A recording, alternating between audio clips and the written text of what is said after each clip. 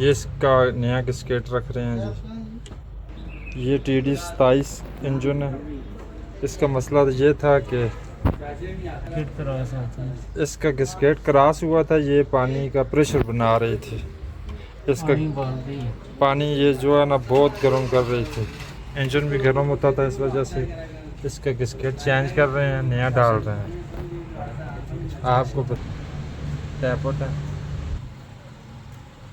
ये इसका पुराना गास्केट है, देखें कितना खराब हो गया।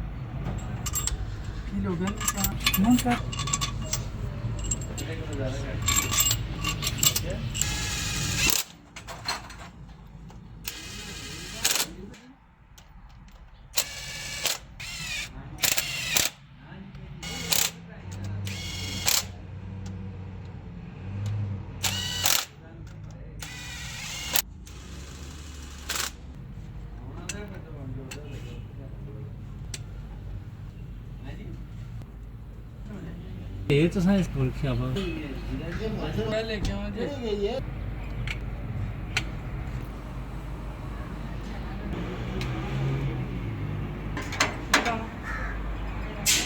गलत ना किसी ने गाइड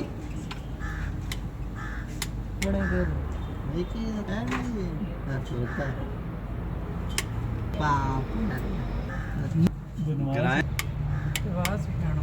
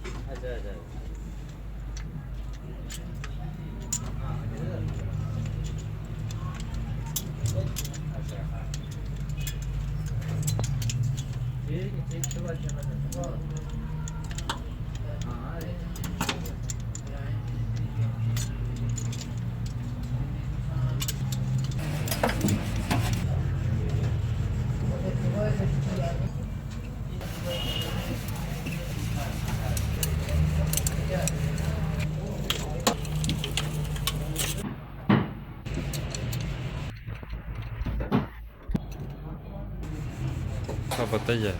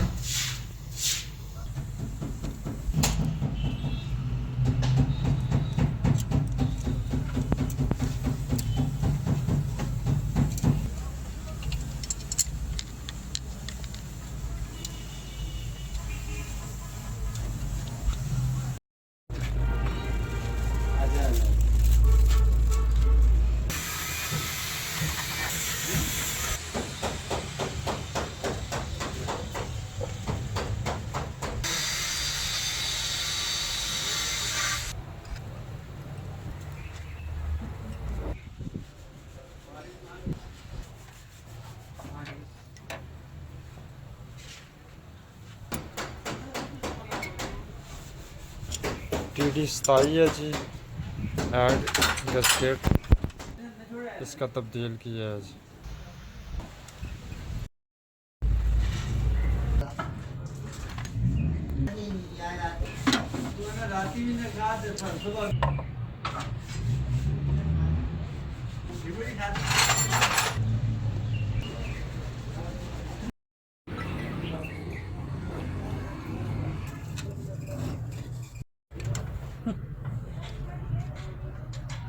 उस आखिर में सब लासा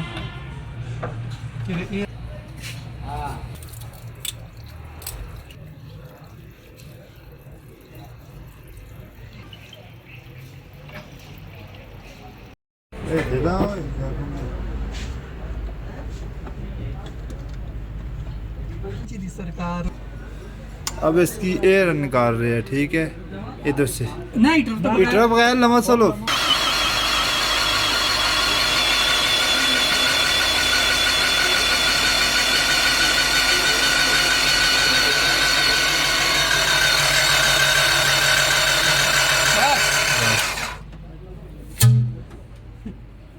ये पटक दी ना जहाज़ नहीं जो बड़ी जहाज़ हीटर दे उसे सारे काम करेना नाल होंदे ने वो उस पे कराएंगे। मैं देखिए मैं हैरान हो गया जी, बंदे निके निके खल हीटर दो ना, हीटर दो स्पेल हीटर दे के मारो कबूला मारो। मारो